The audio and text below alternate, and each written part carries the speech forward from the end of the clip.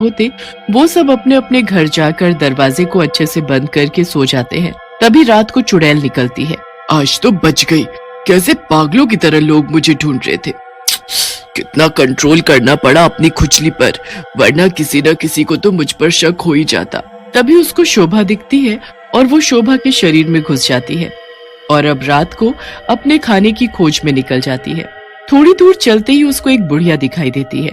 मिली भी तो बुढ़िया, लगता है इससे काम चलाना पड़ेगा आज तो। भूतिया शोभा बुढ़िया के पास जाती है और बोलती है, क्या हुआ अम्मा, इतनी रात को अकेले घूम रही हो? पता नहीं है क्या, गांव में जुए वाली चुड़ैल वापस आ गई है। इतने सालों की भूखी चुड़ैल किसी को भी खा सकती है, डर नहीं लगता क्या आपको? अरे मैं तेरे घर ही आ रही थी, अच्छा हुआ तू मिल गई। और मुझ बुढ़िया को खाकर उस चुड़ैल को मिलेगा भी क्या? ना तो कुछ मांस है, ना उसका पेट भरेगा और गांव वाले उस पर शक करेंगे। अरे ये बुढ़िया सही कह रही है, अगर मैंने इसको खाया तो कोई दूसरा शिकार ढूंढना होगा मुझे। वो बुढ़िया का काम करवा के चुपके से उसके घर से निकल जाती है। फिर थोड़ी दूर जाकर चुड़ैल को एक आदमी दिखता है। मिल गया, मुझे तो लग रहा था आज भूखे ही सोना पड़ेगा। चलो इसको फंसाती हूँ। चुड़ैल अपना असली रूप लेते होने लगती है। सौरभ के शरीर से उसकी आत्मा निकलने लगती है और वो एक भूत बन जाता है। अब मैं अपनी नानी से मिलकर ही जाऊंगा। वो कितनी चिंता में होगी, मेरी कितनी चिंता कर रही होगी। जब उन्हें पता चलेगा कि मैं जिंदा नहीं हूँ तो वो कितनी दुखी होंगी। इससे पहले कि ये बात उन्हें किसी और से पता चले, मुझे ही कुछ करना पड़ेगा। भूत गांव की तरफ जाने के लिए रवाना हो जाता है। जब वो नानी के घर पहुंचता है तो वो देखता है कि उसकी नानी माँ अभी भी उसके इंतजार में बैठी है। अभी भी वो उसी उम्मीद में है कि कब उनका सौरभ लौट कर आएगा और कब अपनी नानी माँ को गले लगा लेगा।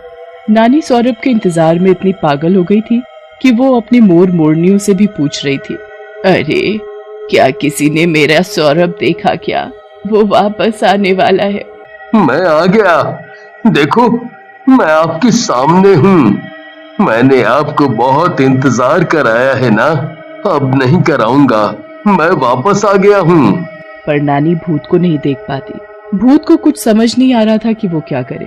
अब कैसे वो अपनी नानी को बताए कि वो अब जिंदा नहीं है। नानी सौरभ के ख्यालात में इतनी खो चुकी थी कि उनको खाने पीने का ध्यान ही नहीं रहता। नानी या तो चौखट पर खड़ी नजर आती थी या फिर अपने मोर मोरनियों से सौरभ के बारे में बात करती हुई नजर आती थी। भूत नानी की ऐसी हालत देखकर बहुत परेशान हो जाता है। फिर उसको एक उपाय सोचता है। नानी माँ को अपने मोर बहुत पसंद हैं। अब यही मोर मेरी नानी को मेरे बारे में बताने में मदद करेंगे। नानी जब भी चौखट पर खड़ी होती थी या कहीं और होती थी तो भूत उनका एक मोर चुरा कर ले जाता था।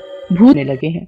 नानी को कुछ समझ नहीं आता कि ये सब कैसे हो रहा है। एक बार नानी को बगीचे में किसी के पैरों के निशान दिखाई देते हैं और उनके साथ मोर के पैरों के भी निशान थे। हो ना हो, ये जरूर चोर का काम है। लगता है कोई चोर मेरे मोरों की चोरी कर रहा है। अब मैं इन पैरों के निशानों का पीछा करती हूँ, क्या पता शायद उस चोर का पता चल जाए। नानी उन पैरों के निशानों का पीछा करते करते एक जंगल की तरफ पहुंच जाती है। भूत नानी को जंगल की तरफ आते हुए देख लेता है और फिर सारे मोरों को बाहर छोड़ देता है। नानी एक साथ ढेर सारे मोरों को आते हुए देखकर समझ जाती है कि ये उसके ही मोर हैं और अपने मोरों को सही सलामत अपने सामने देखकर खुशी से रोने लगती है। भूत नानी के सामने आकर खड़ा हो जाता है और उसमें से एकदम से रोशनी चमकने लगती है और फिर सुंदर नगर की सुंदरता देखकर चुड़ैलों की टोली वहीं रुकने का मन बना लेती है और चुड़ैलों की टोली में से काली चुड़ैल बोलती है, कितना सुंदर गांव है ये। चुड़ैलों, अगर मेरी बात मानो तो हम कुछ दिन यहीं रुक जाते हैं। काली चुड़ैल की बात सुनकर मोटी चुड़ैल बोलती है, सही कह रही हो काली चुड़ैल, मैं भी यही बोलने वाली थी। तुमने तो मेरे मुंह की बात छीन ली। तभी चुड़ैलों को वो दोनों टॉयलेट दिखते हैं। एक टॉयलेट बंद होता है और एक टॉयलेट के आगे भीड़ लगी होती है। चुड़ैलें खाली टॉयलेट के अंदर रहने लग जाती हैं। अगली सुबह फिर से गांव वाले टॉयलेट जाने के लिए टॉयलेट के पास लाइन लगाकर खड़े हो जाते हैं। तभी टिल्लू नाम का एक गांव वाला पेट पकड़कर वहां आता है। अरे ओ गांव वालों, तनिक खबरें लिए रुकना ना। अरे मुझे बहुत जोरों से लगी है। और हम यहाँ टॉयलेट साफ कर रहे हैं। कहा तो सही रहा हो भैया, लेकिन अब क्या कर सकते हैं, काम तो करना ही पड़ेगा। चलो चलकर टॉयलेट को साफ करें। ऐसा कहकर टोनी बंद टॉयलेट का दरवाजा खोलता है तो उसकी आंखें फटी की फटी रह जाती हैं। उसके सामने चुड़ैलें खड़ी होती हैं। आओ टोनी और मुन्ना, हमें तुम्हारा ही इंतजार था। आओ, कई दिनों से भूखे हैं हम। टोनी और मुन्ना धीरे धीरे पीछे हटने लगते हैं। मुन्ना और टोनी की हालत देखकर चुड़ैल हंसने लगती है और बोलती है, हमें तो बाहर आना ही था मुन्ना। कई दिनों से हम इस टॉयलेट में बैठी थी, अब हमें भूख लगने लगी है। फिर चुड़ैलों की टोली मुन्ना और टोनी को मारकर उनकी लाश को खा जाती है और फिर लाश को टॉयलेट में रख देती है। बच्चे इस बात से अनजान थे कि कोई उन्हें छत से बैठकर देख रहा है। दरअसल नकुल जब से मच्छर मारने वाला रैकेट लेकर आता है, उसे उसकी छत पर बैठी चुड़ैल देख लेती है। अरे वाह, ये रैकेट तो कमाल का है। मैं भी इसी जैसा रैकेट बना लेती हूँ और उससे इंसानों का शिकार करूंगी। मजा ही आ जाएगा।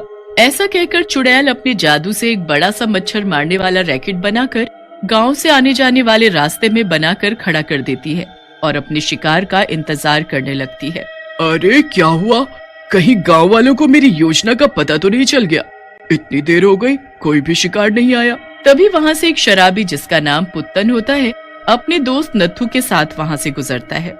पुत्तन रास्ते में रैकेट देखकर रुक जाता है और बोलता है, अरे ये कहा भाई?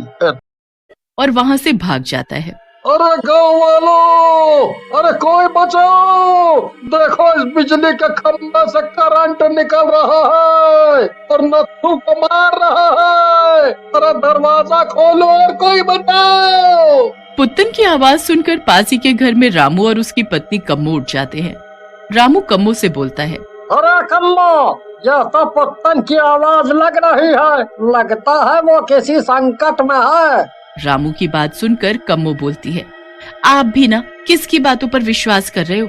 अरे वो शराबी है, ज्यादा चढ़ गई होगी। चलो अब चुपचाप सो जाओ। कम्मो की बात सुनकर रामू भी सो जाता है।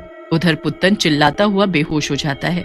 अगली सुबह जब पुत्तन को होश आता है, वो सरपंच के पास जाता है और बोलता है, अरे सरपंच जी, गजब हो गया।